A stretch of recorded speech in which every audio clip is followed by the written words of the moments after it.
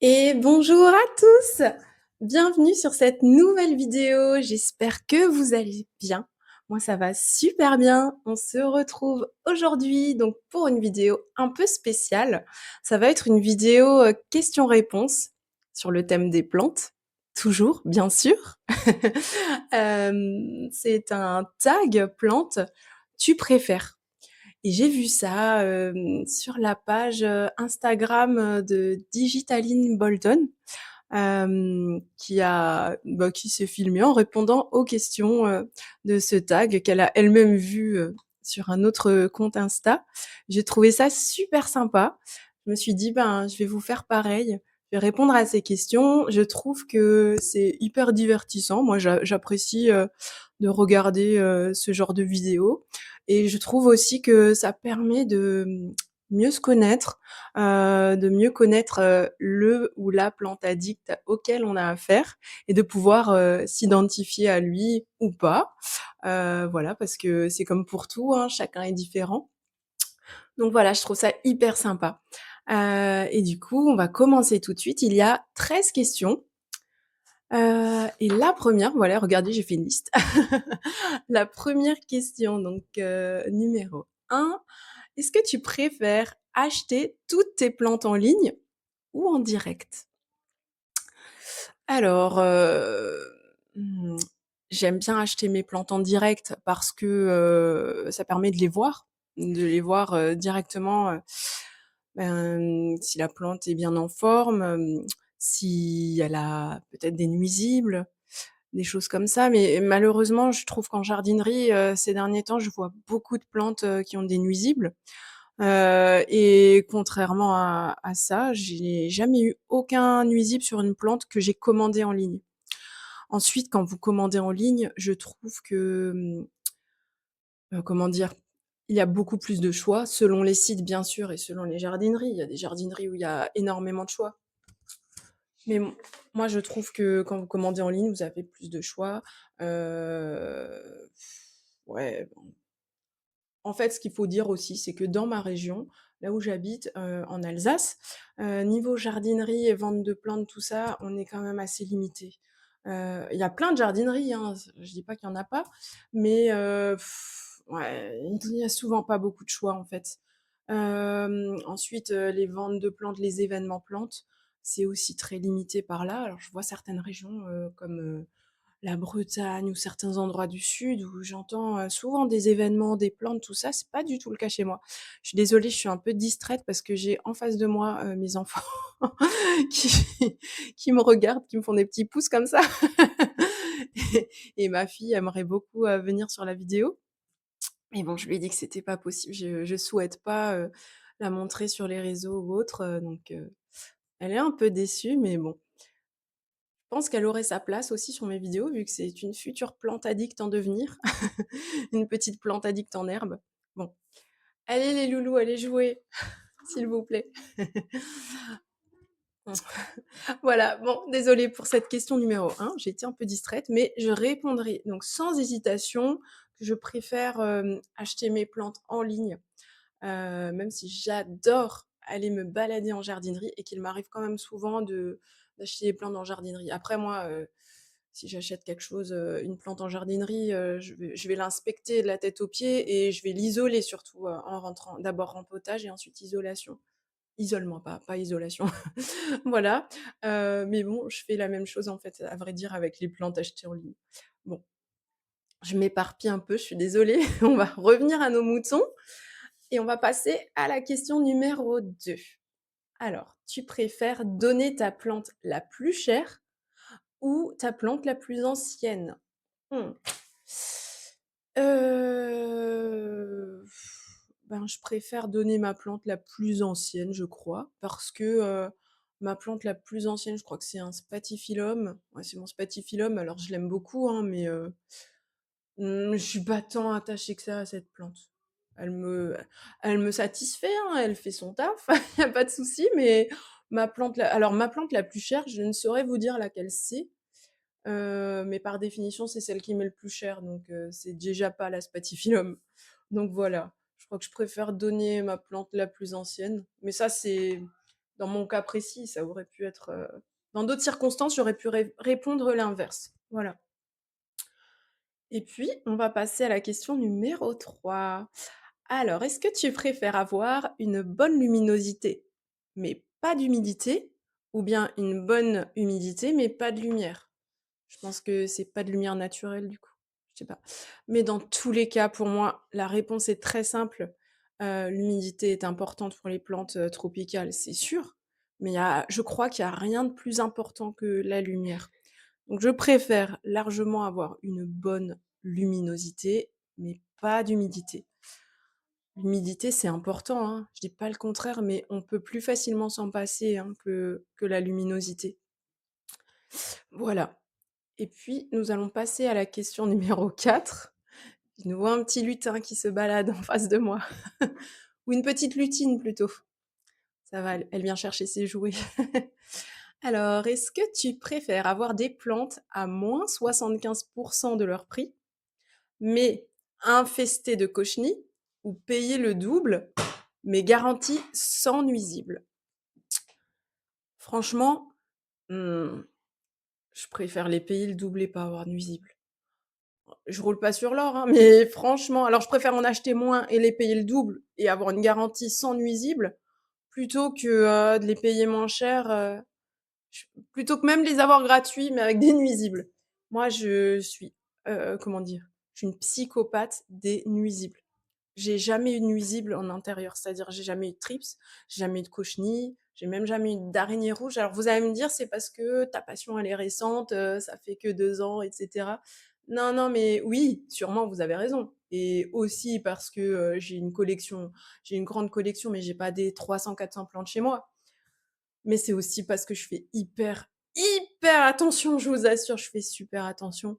Alors j'ai déjà eu des cochenilles en extérieur et j'ai réussi à m'en débarrasser finalement assez facilement, au prix d'avoir perdu quelques plantes.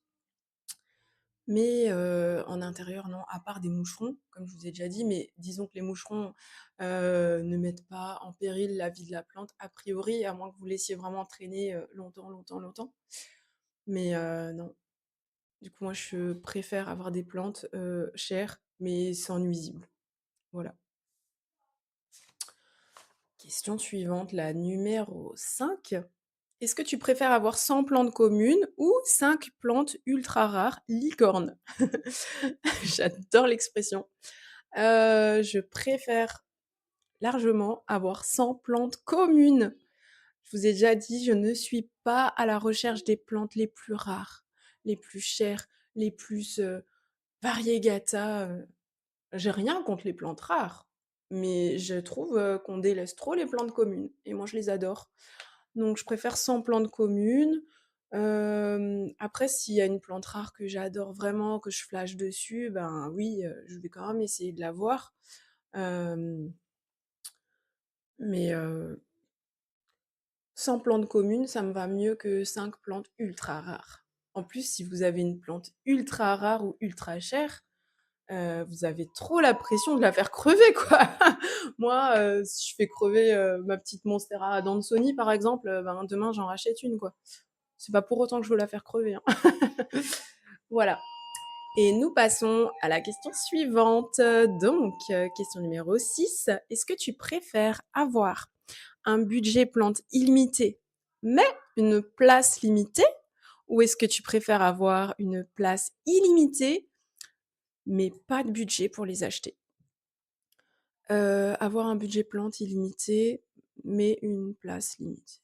Je préfère avoir un budget plantes illimité, mais une place limitée. Parce que si j'ai l'inverse, c'est bien beau, attendez, je me perds.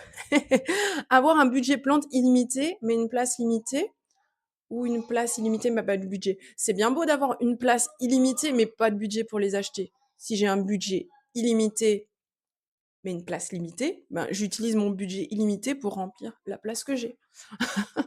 Donc je préfère avoir un budget illimité, mais une place limitée. Et puis de toute manière, j'ai pas le budget illimité certes, mais j'ai déjà la place limitée parce que chez moi, c'est des petits spots plantes dans ma maison. Dans ma maison, il y a 4 spots plantes. Il y a celui qui est derrière moi, c'est le plus grand. J'ai, un endroit dans ma cuisine autour de ma fenêtre et mon évier où j'ai mes petites plantes. Je dois en avoir une dizaine, à cet endroit-là et puis ensuite j'ai la salle de bain, qui dispose d'une grande fenêtre orientée plein nord certes, mais quand même, elle est grande et puis j'ai, vous savez dans la chambre de ma fille, à côté de la fenêtre sud, donc là j'ai aussi mon petit spot, plantes grasses. Voilà, donc de toute manière, c'est déjà une place limitée chez moi. Donc sans hésitation, je préfère un budget plantes illimité, mais une place limitée. Voilà. Ensuite, question 7. Est-ce que tu préfères tuer accidentellement une plante à 200 € ou devoir impérativement sauver une plante infestée de nuisibles pendant 1 an? J'ai pas de plante à 200 € et j'ai pas de plante chère, mais je me mets dans le contexte. Et là, c'est pareil. Je réponds sans hésitation, je préfère, tuer accidentellement une plante très chère, plutôt que devoir impérativement sauver une plante infestée de nuisibles pendant 1 an. Alors déjà, je vous ai dit les nuisibles chez moi, c'est rédhibitoire et ensuite, franchement, pendant 1 an, une plante qui survit ou survit pas, non, je peux pas. J'ai horreur de voir les plantes dépérir, je suis pas patiente là-dessus. Autant je suis patiente, par exemple, pour tout ce qui est bouture ou pour laisser, le temps à une plante de pousser, je vais pas, mettre la pression pour que la plante, elle fleurisse, des choses comme ça, je suis ultra patiente. Mais, sauver une plante, oh là là, franchement, pour que moi j'ai envie de sauver une plante, il faut que ça soit déjà une plante qui n'est pas nuisible, qui soit pas non plus à l'agonie. Enfin voilà, j'ai pas envie de voir une plante, agoniser pendant 1 an, c'est pas possible. Donc moi je préfère tuer accidentellement une plante à 200 €. Voilà. Question numéro 8. Est-ce que tu préfères avoir seulement des plantes variegata ou seulement des plantes à fenestration? Alors j'aime les 2. J'aime les plantes variegata, j'aime les plantes à fenestration. Mais à choisir, je pense que je préférerais avoir seulement des plantes variegata. Pourquoi? Parce que les plantes à fenestration, en fait, ça me limiterait trop, dans les, familles de plantes que je pourrais avoir. Et moi, j'aime bien avoir quelques spécimens de plein de familles différentes plutôt que, heu, plein de spécimens d'une seule ou 2 familles. Et donc ben, si je me réfère aux plantes variegata, il y a plein de familles de plantes différentes qui ont, leur lot de plantes variegata et après il y a des plantes, qui ne sont pas dites variegata, mais je considère quand même comme variegata. Ça peut être par exemple, le Ficus, elastica tineke, ça peut être des Hoya, panachées qui sont pas dites variegata, mais qui, en pratique, en ont l'aspect. Hem, Ça peut être quoi encore? Ben, par exemple, le Pothos perlenjade, c'est pas un Pothos variegata proprement dit, mais il en a toute l'apparence. Donc voilà, je préfère avoir que des plantes variegata que des plantes à fenestration. Et je passe à la question suivante, qui est la question numéro 9. Est-ce que tu préfères dépenser 500 € pour une seule plante ou pour 20 plantes? Et là, ben, vous doutez de la réponse que je vais donner. Vu les réponses précédentes, je préfère largement, utiliser 500 € pour acheter 20 plantes. Vu que je ne suis pas à la recherche des plantes rares, des plantes chères, tout ça, franchement, je préfère avoir 20 plantes pour 500 € et encore, ça fait déjà, pour 500 € si vous achetez 20 plantes, ça fait déjà un certain budget, par plante, hein. Mais ouais, voilà. OK, je passe à la question suivante. Est-ce que tu préfères avoir des plantes qui poussent vite, mais qui sont envahies de cyaride ou des plantes qui poussent lentement, mais sans cyaride? Question un peu bizarre parce que je vois pas trop le rapport entre les 2. Justement, c'est ce que disait, Manon, ça je vous ai même pas dit, c'est Manon, Digitaline Bolton qui avait, fait ce tag, plante. Hem, oui, sur sa page Instagram, j'ai oublié de vous le dire, je voulais vous préciser ça. Ce tag, plante, je l'ai trouvé justement, Je l'ai trouvé sur son compte Instagram, que je suis assidûment. Donc elle avait répondu à ce petit tag qu'elle avait elle-même trouvé, sur, un autre compte Instagram. Je sais plus en fait si je vous l'ai dit ou pas en début de vidéo, j'ai un trou noir. Mais justement, quand elle répondait à ces questions, elle disait qu'elle voyait pas trop, le rapport entre, la pousse, rapide des plantes et les cyarides. Et moi non plus, je vois pas le rapport. Bah, du coup, alors, s'il faut choisir entre les 2 options, avoir des plantes qui poussent vite mais envahies de cyarides ou l'inverse, alors je préfère avoir des plantes qui poussent lentement mais sans cyarides. Mais encore une fois, je vois pas le rapport entre les 2. Je pense qu'on peut avoir des plantes qui poussent très vite et pas de cyarides et d'ailleurs, c'est actuellement mon cas. Après, j'ai pas trop de mérite à ce que mes plantes poussent vite vu que c'est le printemps. Elles ont, accéléré leur pousse et ça, c'est pas grâce à l'absence de cyarides, ni grâce à mes bons soins, on va dire. Enfin, quand même un peu grâce à mes bons soins. Question numéro 11.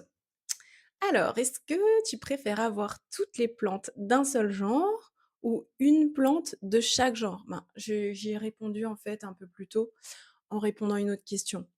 Oui, je préfère avoir une seule non, je préfère avoir une seule plante de chaque genre. Parce que, c'est pas ma came d'avoir, qu'1 ou 2 genres de plantes avec, tous les spécimens qui existent.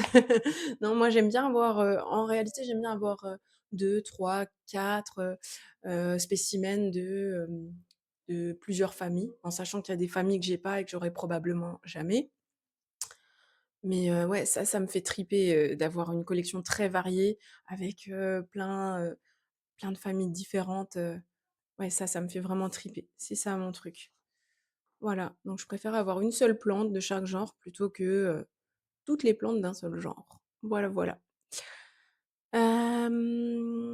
Est-ce que tu préfères question numéro 12. Est-ce que tu préfères avoir une pièce à plantes sans lumière naturelle ou une lumière naturelle dans toute la maison, mais pas de place spécifique pour les plantes? J'y ai aussi répondu indirectement dans une question précédente. Je préfère avoir des plantes dans toute la maison avec une lumière naturelle, mais pas une pièce spécifique. Parce qu'en fait, c'est déjà comme ça que je fais et ça me va très, très bien. Heu, alors, j'ai attendez, je reviens juste sur la question. Oui, j'ai pas des plantes dans toute la maison, comme je vous ai dit, j'ai 4 spots de plantes et j'en ai aussi dehors, bien sûr. Mais là, on est sur, l'intérieur. Hem En fait, pas de lumière naturelle dans une plante à pièce, ben, c'est je trouve c'est dommage, c'est triste un petit peu quoi, mais ça c'est mon point de vue. Après j'imagine que tout plante addict rêve d'avoir une pièce à plantes, c'est sûr, où il peut, se laisser aller quoi à l'abondance, mais non, je préfère avoir, des plantes partout dans la maison ou à des endroits spécifiques de la maison avec de la lumière naturelle, plutôt qu'une pièce, sans lumière naturelle. Voilà. Et on passe donc à la dernière question déjà, question 13. Est-ce que tu préfères avoir de la pourriture racinaire ou des thrips comme problème perpétuel sur tes plantes? Alors, ce qui me dérange un petit peu, c'est, la notion de problème perpétuel. C'est-à-dire que, si la question c'était: «Est-ce que tu préfères avoir de la pourriture racinaire ou des thrips?» Je vous dirais tout de suite de la pourriture.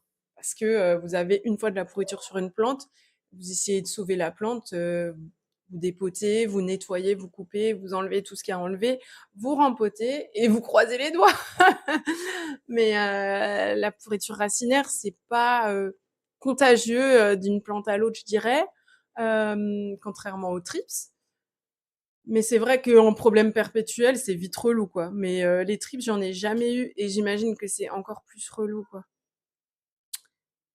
J'entends tellement de trucs sur les trips, des mauvaises expériences, des franchement, c'est ma phobie, c'est ma hantise, ultime, les trips, quoi. Pire encore que les cochenilles, que les acariens, les araignées rouges, tout ça. Je crois que mon pire cauchemar, ça serait d'avoir des trips. Donc, par conséquent, je vais quand même répondre que je préfère avoir de la pourriture racinaire comme problème perpétuel sur mes plantes, même si franchement personne a envie d'avoir de la pourriture racinaire comme problème perpétuel sur ses plantes. Voilà, donc là, je viens de répondre à toutes les questions, les 13 questions de ce tag, plantes tu préfères. Hem, En fait, voilà, je l'avais noté donc c'était, initialement, Good Growing, le compte Insta qui avait sorti ce tag et donc j'ai vu ensuite, sur la page, le compte Instagram, de Digitaline Bolton 81. C'était hyper intéressant de regarder ces réponses, j'ai adoré et j'espère qu'il y a d'autres, personnes, dans la communauté Plantes Addict qui vont, répondre à ces questions. J'ai hâte de voir, les différentes réponses, des autres personnes et puis, si à l'avenir, il y a d'autres, tags comme ça qui sont sortis, enfin qui sortent, j'apprécierais énormément aussi d'y répondre et de voir les réponses des personnes. Voilà. Bah, écoutez, dites-moi si, cette vidéo vous a plu. Dites-moi en commentaire si, c'est le genre de vidéo que vous aimez bien regarder. Bon, la vidéo est terminée. J'espère qu'elle vous a plu. J'ai hâte d'avoir vos retours. Hem, Si vous avez des questions, n'hésitez pas. Si j'ai pas été claire sur certaines réponses, pareil, n'hésitez pas. Je vous invite aussi à me mettre un petit pouce ou à vous abonner, ça fait toujours plaisir. Je vous fais des gros bisous, je vous dis à bientôt pour la prochaine vidéo. J'ai hâte